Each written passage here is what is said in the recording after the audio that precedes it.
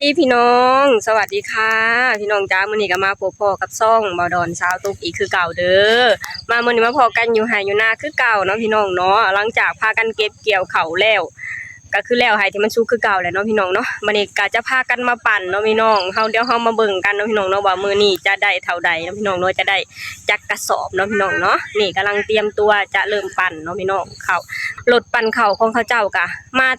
ตั้งแต่เช้าๆเนาะพี่น้องเนาะนี่พากันออกมาตั้งแต่เช้าๆยังบ่ทันเขาเจ้าเลยเนาะพี่น้องน่าจะเป็นลานแรกเนาะพี่น้องเนาะมาพี่น้องเดี๋ยวเฮามาเบิ่งตอนปั่นกันเลยเนาะพี่น้องว่าจะได้จักกระสอบเนาะพี่น้องเนาะมาพี่น้องกำลังจะเตรียมตัวปั่นเนาะพี่น้องเนาะนี่กองเขาเฮากับคนข้างใหญ่อยู่เด้เพราะว่าเป็นกองเขาที่บ่ได้มัดเนาะพี่น้องเนาะมันก็เลยจะขึ้นน้อยๆนะพี่น้องแต่ว่าเบิ่งนี่เม็ดคุณภาพนะจ๊ะต้องมาคอยเบิ่งกันไปเนาะพี่น้องเนาะว่าจะได้จักกระสอบเนาะพี่น้องเนาะส่วนเครื่องปั่นข้าวของเพิ่นนี่ก็เป็นของเขมรเนาะพี่น้องเนาะหรือกัมพูชานั่นเองเนาะพี่น้องเนาะเป็นเครื่องแรกที่ได้มาปั่นอยู่ที่นาของสตุกเป็นของเขมรเนาะคือที่ผ่านมาน่ะเคยใช้แต่ของไทยเนาะพี่น้องเนาะเดี๋ยวเฮามาคอยเบิ่งกันว่าของเขมรกับของไทยจะแตกต่างกันแบบใดเนาะพี่น้องเนาะฟังจากเสียงเอาเนาะพี่น้องนี่ตอนนี้ก็ทีมงานของเขาเจ้าก็กำลังพากันกินข้าวกินน้ำอยู่เนาะพี่น้องเนาะแต่ว่าทีมงานเฮายังบ่ได้กินข้าว ไข่ต้มบ่ติ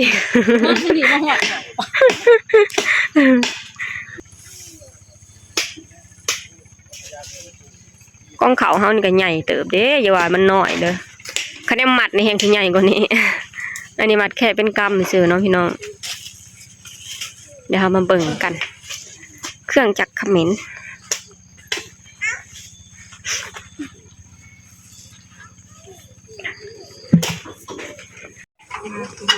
เริ่มเริ่ม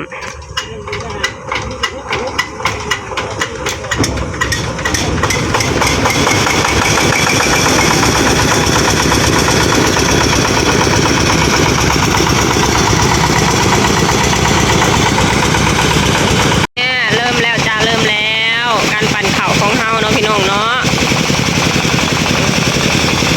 เห็นแบบนี้เลย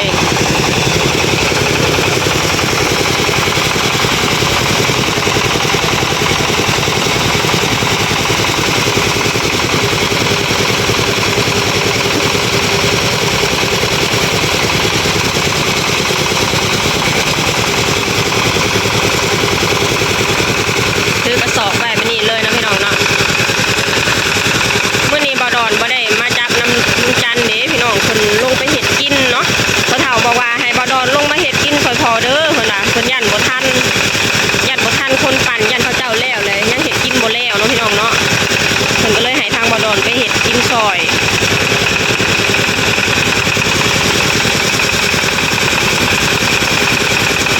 จันก็เลยต้องมาจับ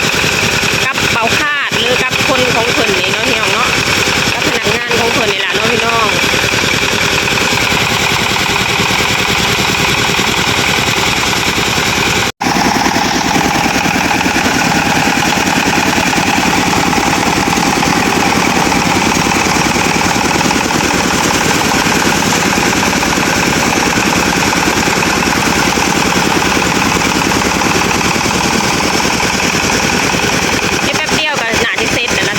คนเขาเจ้าเองกับ4 คนเนาะพี่น้องเนาะคนของเขาเองกับ2 คนเนาะพี่น้องคือเบาขาดกับลุงจันเนาะ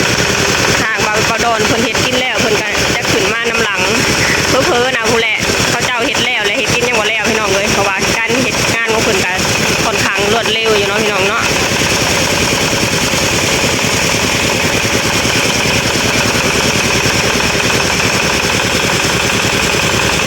ได้กระสอบนึงแล้วกระสอบที่1เนาะพี่น้องเดี๋ยวเรามาเบิ่งกันไปว่าจะได้เท่าใดเนาะพี่น้องเนาะ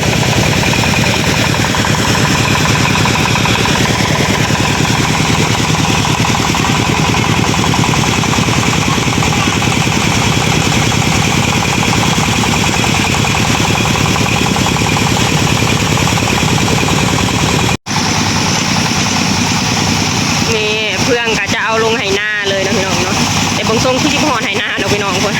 อยู่แต่ในต้นไม้อีกล่ะ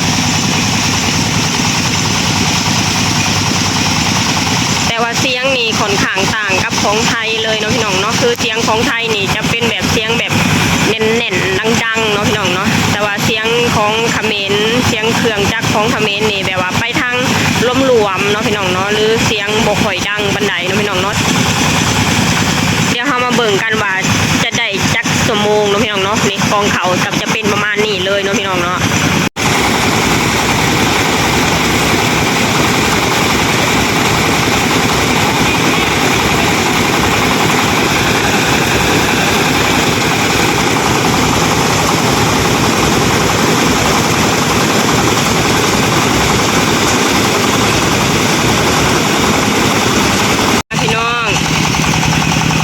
ตอนนี้เพิ่งจะได้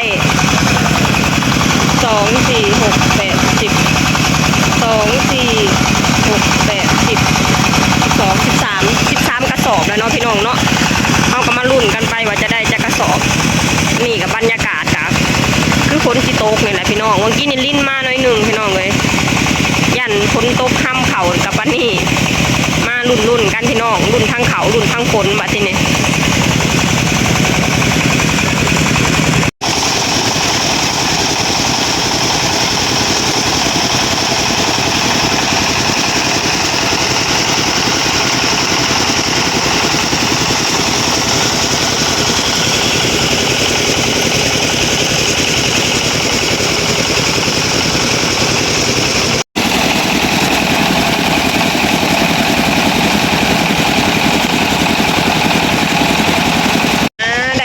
แล้วพี่น้องมานับกัน2 4 6 8 10 12 14 16 18 2 4 6 8 10 12 14 16 2ฮะซาว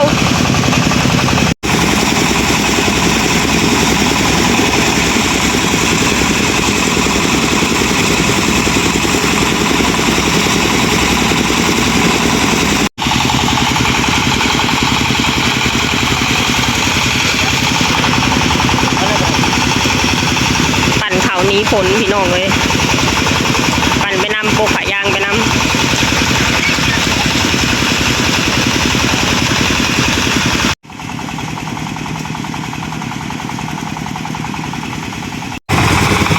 เบิดละพี่น้อง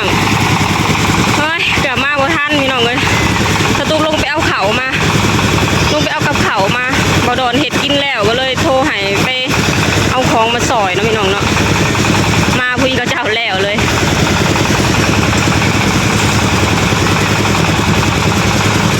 นี่เสร็จเรียบร้อยแล้วพี่น้องกำลังขอดใส่เนาะพี่น้องเนาะเคาะเขารีดไปถิ่มใส่อีกที่เนี่ยรวมๆแล้วก็คือประมาณชั่วโมงกว่าๆเนาะพี่น้องเนาะแป๊บเดียวประมาณชั่วโมงกว่าๆก็เสร็จเรียบร้อยแล้ว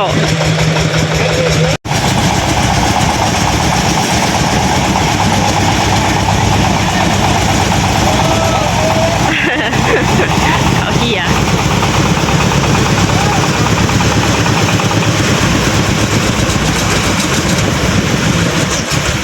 โอเค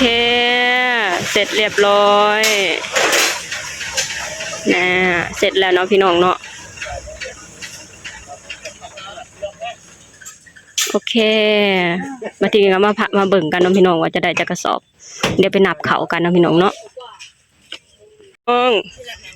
ปั่นเสร็จเรียบร้อยแล้วป้ากำลังกินข้าวสามัคคีเนาะพี่น้องเนาะบอดอนเป็นคนต่างแต่งกินกับพ่อใหญ่เสิร์ชเนาะพี่น้องล่างน้องคือบ่ล่างเงินก็ได้เมนูของเฮาก็คือต้มปลาตำบักหุ่ง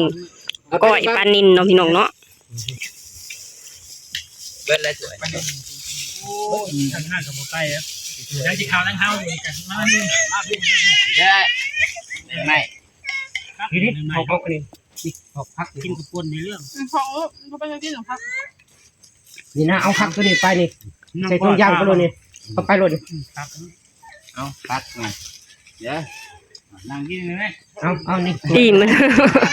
ถ้าก็กินมันกินนี่เนาะคำนึงมาอย่างวะกินคำ1 2 คำก็ได้เลย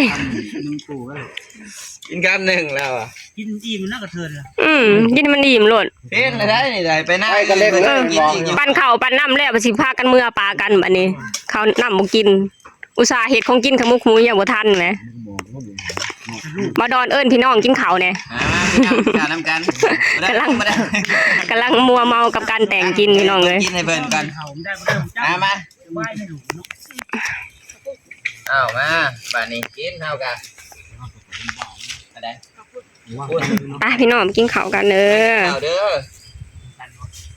นี่โอเคพี่น้องพากันได้40กระสอบเนาะพี่น้องเนาะคือพากันลุ้นกันอยู่ว่าจะได้ประมาณ50กระสอบสุดท้ายมาได้แค่40เองเนาะพี่น้องเนาะถือว่าปีนี้ลุบเนาะคือปีที่แล้วนั้นได้หลายได้ตั้งว่า50นะพี่น้องโอเคพี่น้องสำหรับคลิปนี้สตูกะจะขอจบลงเท่านี้ก่อนเด้อฝากให้พี่น้องช่วยกดไลค์กดแชร์กดติดตามให้ช่องเบาดอนสาวตุกเนี่ยเด้อสบายดีสวัสดีค่ะ